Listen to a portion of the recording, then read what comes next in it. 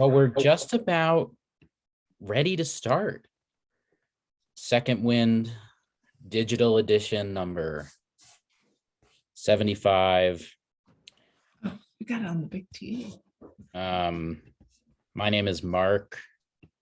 Actually, my name is Gene. I work at Randy's Auto Repair in Carroll, Iowa. If you haven't been to Carroll, Iowa, it's a great town. Shout out Carroll, Iowa. Welcome to Second Wind. Today I have the pleasure of not introducing anyone, which is always nice to hear someone else's voice instead of me talking at my screen for long periods of time. I do that enough on my own. So without further ado, we're starting off with Madison introducing Gabi. Did I miss anything? You did not. I would just, say if you're not Madison, go ahead and mute yourself. And Madison, take it away. All right. Thank you for coming. First of all, my name is Madison, as has been said. For those of you who don't know me, I'm the third year in the grad program at UM. I finished my MFA last spring, and now I'm just working on a couple other degrees, but we're not here to talk about me. Tonight, we're going to talk about two incredible writers, both of whom I'm proud to call my friends, one of which is Wesley Kapp, and the other is Gabi Graceffo, who also happens to be my roommate. Gabi is one of the hardest working and most resilient people that I've ever met in my life. In 2020, during the early months of the pandemic, she finished 2 bachelor's degrees at Southern Methodist University, after which she almost immediately moved all the way across the country to Montana to start a double master's degree here. She's not only studying poetry and nonfiction in her MFA, but she's also working on a master's in literature as well. Let's see, her writing, which investigates both the human body, sexuality, and femininity and religion, has been published in several prestigious magazines, including the Chestnut Review and Juked and the MacGuffin. She's also the recipient of numerous awards and scholarships, including the Richter Scholarship, the Ridge Scholarship, which I believe she's presenting next week at GradCon, and the George Bond Poetry Prize. Currently, she's enjoying her first year of teaching at UM, and she's also has been working for the editing service Bright Horizons. In her free time, of which I can assure you there is very little, Gabi also works for several magazines, including The Boiler, Poetry Northwest, and our very own CutBank. On the rare occasion that she isn't working, you can usually find her curled up in our apartment with her beloved cat Bo, usually in this chair, which she likes to steal from me. Without further ado, Gabi Graceffo. All right, thank you for that introduction. I'm going to preface this with an apology in advance that my chair is extremely squeaky, so it will probably be interjecting throughout this, but I'm going to be reading a couple of poems and then also an essay that I wrote last semester that has also been published in the Chestnut Review.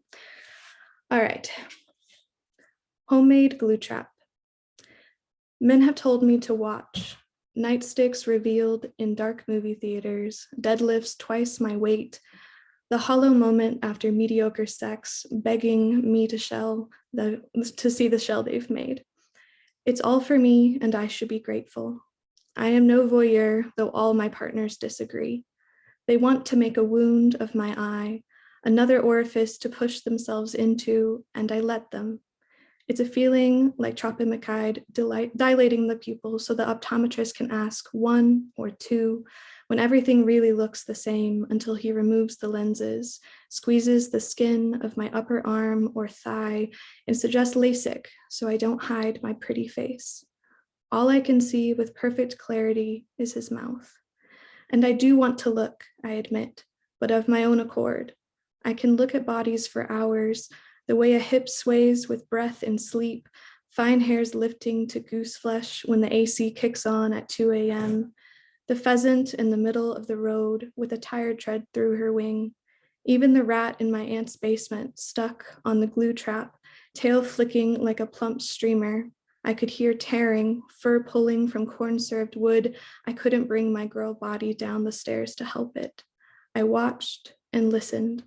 It looked at me and went quiet, as if waiting for my full attention before a wet snap, another, body dragged by chest, a shadow to bleed in, 2 legs on plywood.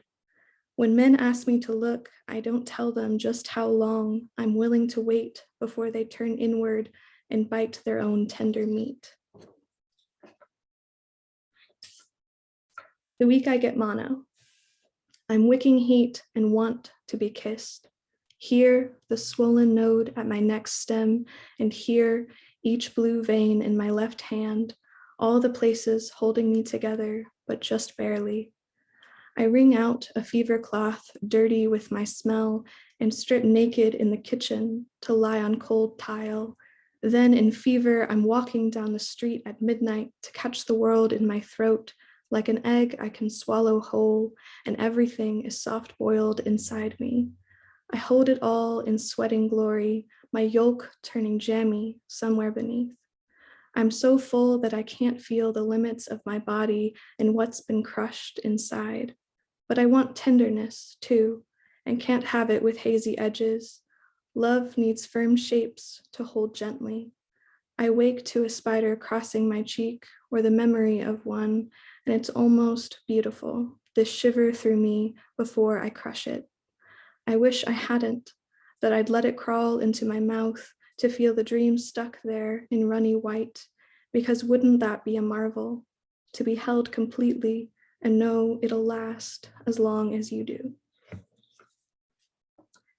And now I'll move on to Antlering, which is an essay that I wrote. It's nonfiction, by the way. First, the quiet opening of her in the field. Legs pushed back, she lies there as my cousin sets to work, the strokes firm and exact. He pushes in, adds his left hand to explore a bit. She doesn't make a sound. Pulling her closer, he smooths down the bristled hair, careful not to move against the grain. When he's done, he turns her onto her stomach, so the blood rolls out as they both cool down. It's better if she stays clean. When he gets home with a doe's carcass, he puts her on the gambrel hook in the garage and divides the muscles into cuts, a bit slower now that he's nearing middle age. Her skin ends up draped over the freezer, 3 inches above buckets of orange sherbet and Italian ice. Within the hour, the hide is in a trash bag at the edge of the lawn. Had the doe been a buck, my cousin might have mounted him, caped the deer starting at the hindquarters until the whole skin fell into his hands. The head, though, he'd leave attached. That skinning is too advanced. He knows his limits. A buck's face and antlers are too precious to fuck up. When I was young, my family would frequent Campo Verde, a Tex-Mex restaurant, for green chili entrees and Cinco Cinco nachos. My brother wouldn't say a word the whole meal, entranced by the model train running on 635 feet of track around the restaurant. I wouldn't eat the whole meal, unable to look away from the deer heads holding plastic tracks in their antlers. I'd feel the lard separate from the beans on my tongue, a soft mass that reminded me of an eye until I spit it out on the bright red plate. I've never been vegetarian. I've deboned chickens and gutted fish. Meat doesn't bother me. The core of my fear instead is stillness. Mounted animals are denied decay. They stare at their killers, at strangers, unable to look away or sag into natural death. Their bodies are hooked, disassembled, drugged, and claimed as trophies, forced to watch the whole process. Though as a girl, I was only disturbed by the unnatural freeze, I now see far too many connections with rape. Sitting in a cider house in Montana, 7 pairs of eyes watch me. I can't decide if I want the glass socket inserts to blink, if that would make me feel more comfortable. I'm used to fish and turkeys, small mounts that disturb me, but I can ignore. The bison's head is too large for that. I sling back cider, the carbonation pushing into the soft tissue as I go to order another drink. Cashing out, I ask the bartender about the bison head, if there's a story behind it. No real story, they're just old, she says. Came from the Boone and Crockett Club, some trophies someone didn't want anymore. No relevance to the owners though. Anyway, you're good to go, she finishes, handing over the receipt. 2 rams, 4 deer, and a bison. Leaving the tap room, I pass under each and briefly wonder how heavy they are, how much borax it took to slough the fat and dry the hides, if someone dusts the antlers. At 10 years old, I lie down at recess pretending to be a surgical patient. The other girls are nurses and doctors. They pitch down their voices for the doctor role.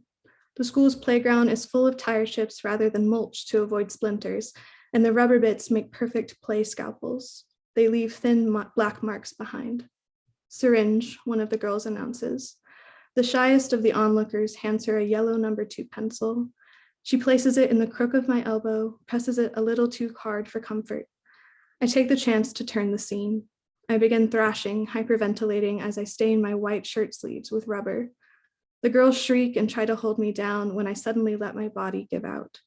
Hands press on my chest, hot air blown in my face at intervals. I keep every muscle as still as possible. I only break when one of them wraps a hair tie around my big toe as a morgue tag, tickling my foot in the process.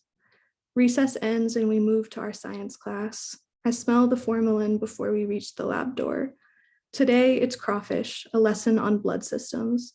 The teacher plunks a wet specimen down on the butcher tray in front of me. Disgusted, the girl beside me squirms. I take the scalpel, this one real, in my hand and flip the crawfish on its back.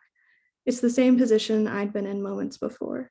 I poke the pincers, desperate to see them move. A group of boys starts throwing objects on the other side of the room. Something smacks my cheek and lands on the table. Rolling it closer with the side of the scalpel, I realize that it's the black bead of an eye.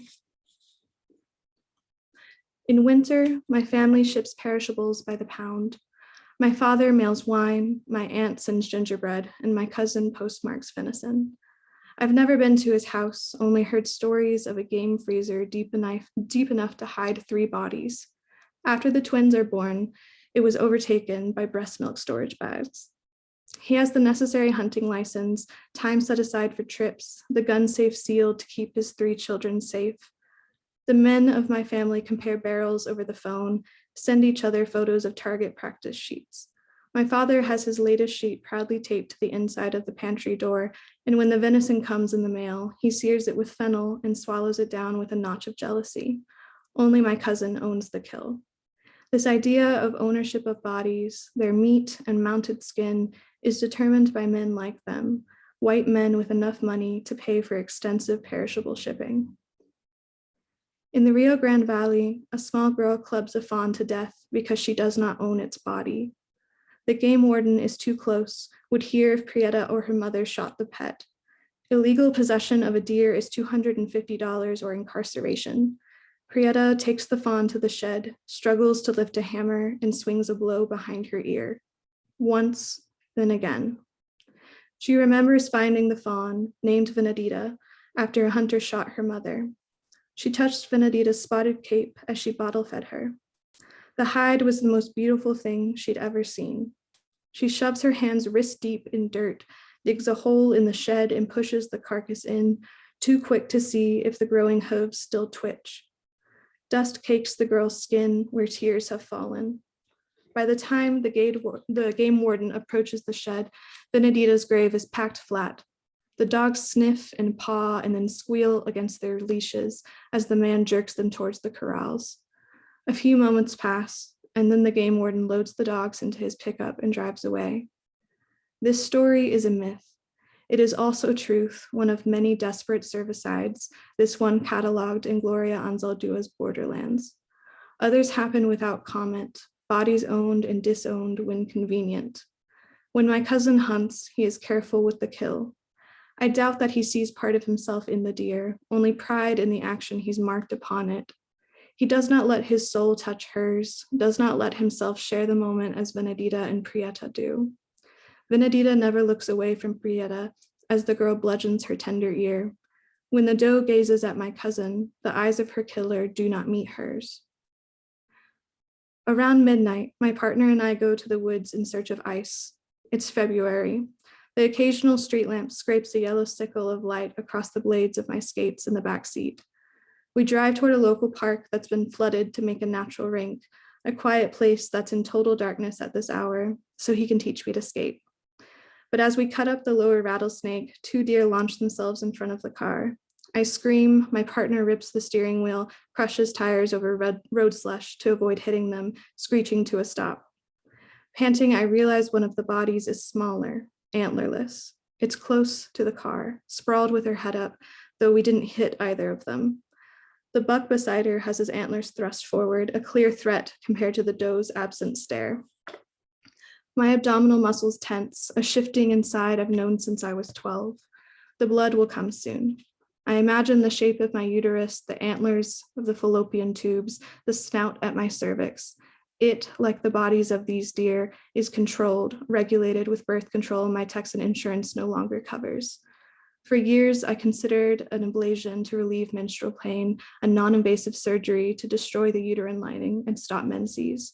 It's simple, a speculum to open me, 2 plastic edges like the sticks my cousin uses to prop deer for bloodletting, and then a hysteroscope with an electrical current to destroy the thin tissue. But I couldn't make the decision to not have children, so the inner muzzle is untouched, shedding velvet. The car horn brings me back to the deer. They buckle and dig hooves through the snow, jolting toward the tree line. My partner squeezes my hand. Close call, he says. It happens up here. When we reach the rink, I can only look at my skate blades, the moon a surgical light over the white slab of ice. The curtains are not closed. The undressing already happened, sheaths of fabric held in the husband's hand. He calmly walks around the room, looks at his wife for a small moment before placing a pillowcase over her head. He does the same with his 2 children, each family member gagged and restrained in a circle. The husband pulls a black toque over his eyes after he loads a hunting rifle, spins blindly and releases a shot. A lamp goes down. He reloads, then takes out more decor. He must kill one of them, but cannot bear to choose, so this is his chosen method. One final time, he spins and fires the rifle. Pushing the toque back, he watches as blood pools on his child's chest, unable to look away or even blink. This penultimate scene in the killing of a sacred deer pulls no punches. The director makes no move to lighten the emotional load in this retelling of Euripides' Iphigenia in Aulis, one of the Greek playwright's final works. In the play, Agamemnon incurs Artemis's wrath by killing one of her sacred stags in her grove and boasting himself a better hunter than the goddess. In retaliation, she becalms the wind and sea at Aulis, preventing the Greek fleet from departing for Troy. To appease her, Agamemnon agrees to sacrifice his daughter to save the rest of his family and his soldiers. Troops hold down the young girl and prepare to cut her throat, but at the last moment, her body is switched for a deer. Artemis accepts. Its throat is cut, blood pooled in the collection bowl. The cape is ruined. The film, according to the director, corrects the myth. The child dies, no replacement body to be found. The father must make the kill shot. He restrains the family with duct tape, covers their heads so they're displaced and frozen, a soft taxidermy so he can do what he will with their bodies. Stillness clings to the story, even in its most intimate moments. In the master bedroom, the wife strips to her undergarments and role plays as one of her husband's anesthetized patients, keeping as still as possible as he takes control of her limp body. The curtains are not closed. They are meant to be watched. In May, my partner asks if his shirt has blood on it and if he smells too much like formalin for me to kiss him. He can't smell it anymore, only the soap he's used for the past 6 years for surgeries. I hand him the chocolate milkshake he requested and offer him reassurances. He won't meet my eyes. He works in experimental psychology, examining rodents' electrical brainwaves during social interactions after implanting a tetrode hyperdrive. The skull is pierced, electrodes thinner than human hair slipped into the brain, and the head mount looks something like an inverted fisherman's hat. The Daegu colony in my partner's lab had grown too large, so his PI instructed him to perform a cull. He tells me that he injected the rodents one by one as his PI observed, first with euthanasia, then formalin, fixing the brains so they could be removed and analyzed for hippocampal data. Standard asphyxiation chambers aren't viable. A Daegu's lung capacity is far larger than that of its rat counterpart. As they died, my partner had to hold them, running a glove over the brown fur. One rodent, however, was not meant to be cold. It smelled the blood of its cage mates, heard them vocalize as they died, and began screaming. The PI ignored it, briefly talking with his 6-year-old son on the other side of the room about a video game he was playing.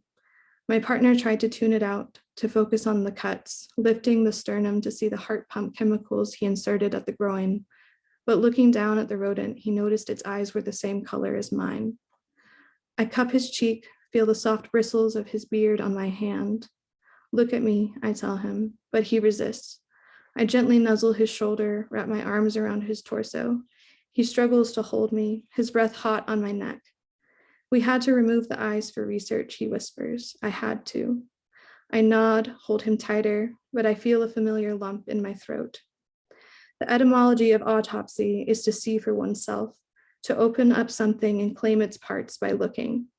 My partner studies openings, the gaps between synapses, and the holes he carefully makes in bodies that are not his own. He makes the unseen visible through 4 small rods, far more precise than my cousin's methods. It occurs to me that so much of the verbiage of hunting, dressing, stripping, has roots in seeing, vulnerabilities exposed. These words are also used to describe women, the clothes others want them to shed, claiming ownership by touching their skin with a naked eye. I pull back from my partner, gently lift his chin with my hand. Please, look at me, I beg. I do not want to be claimed.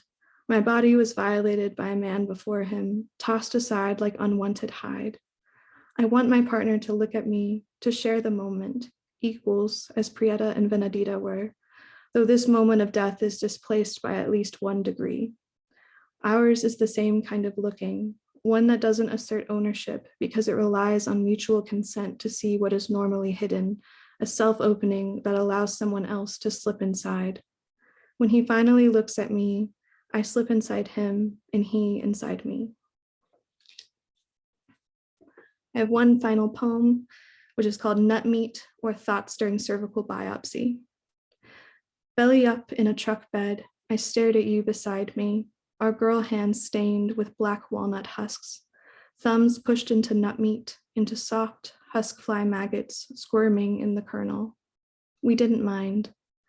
Their bodies were our bodies, softened at the edges, certain parts growing bulbous without permission. I think about the way you cleaned the meat from your fingernails, nut and maggot both.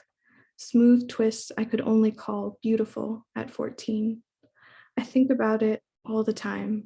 When I turn the gas cap and unleaded wonder slips down my leg, screwing a new light bulb in the kitchen to brighten the compost bin, now as a gynecologist pushes in a colposcope to pinch my cervix, removing some part of me I didn't know could be husked. Here, the inner walnut. I have so much trust bearing myself to be eaten, and God, I want that. To be meat that's approached delicately and savored. Meat you have to live in to fully enjoy. Thank you.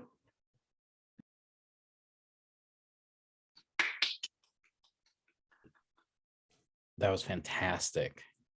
I know I got to read some of your poems.